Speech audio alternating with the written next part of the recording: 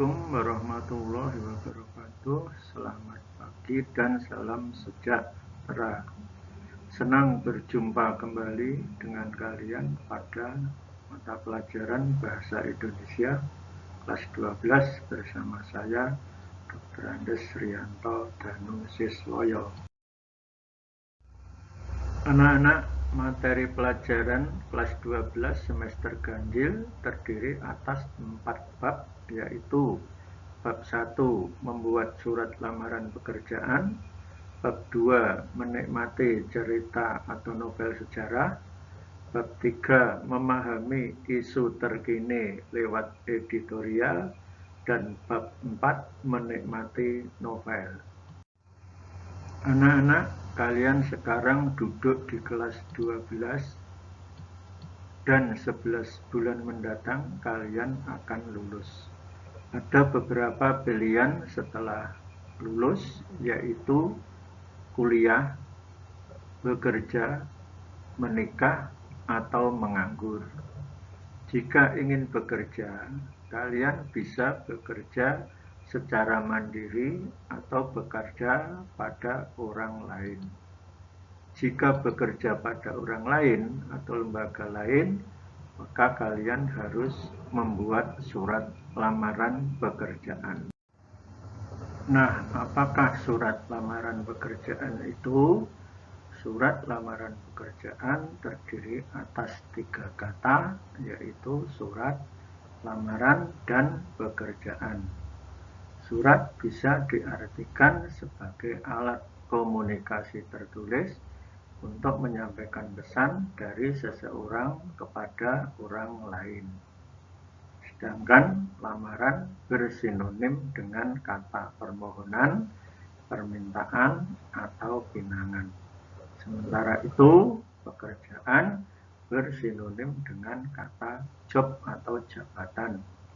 Jadi boleh dikata surat lamaran pekerjaan adalah surat yang berisi permohonan untuk mendapatkan jabatan.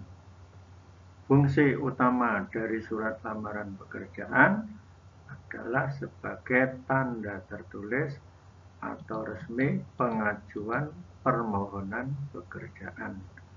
Karena dengan hadirnya surat lamaran kerja, berarti permohonan bersifat resmi dan tentu akan langsung diterima sebagai permohonan dan pertimbangan dalam menerima pelamar tersebut. Anak-anak, jika kalian akan membuat surat lamaran pekerjaan, maka surat lamaran pekerjaan harus memuat 1. Identitas diri, terdiri atas nama lengkap, umur atau tempat dan tanggal lahir, pendidikan, dan alamat. Yang kedua, harus memuat jabatan yang diinginkan. Dan ketiga, kualifikasi atau kecakapan, misalnya pendidikan, keahlian, atau pengalaman. Ada beberapa hal yang perlu diperhatikan dalam membuat surat lamaran pekerjaan. 1. Bentuk surat resmi. Resmi artinya bagian-bagiannya lengkap. 2. Bahasa baik dan benar. Baik sesuai situasi, benar sesuai dengan kaidah kebahasaan. 3. Ditulis tangan pada kertas folio bergaris, atau bisa juga diketik pada kertas HVS ukuran kuarto atau 21x28, atau pada kertas folio kertas berukuran 21x33. Yang keempat, tulisan harus bersih, mudah dibaca, dan sesuai ejaan yang disempurnakan. Kelima, bagian-bagiannya lengkap. Dan yang terakhir, alamatnya harus sesuai. Sementara itu, hal-hal yang perlu dilampirkan antara lain daftar riwayat hidup atau kurikulum vitae, kemudian fotokopi ijazah terakhir, lalu sertifikat yang Anda miliki, selanjutnya surat keterangan kelakuan baik dan fotokopi KTP, serta yang terakhir adalah pas foto terakhir.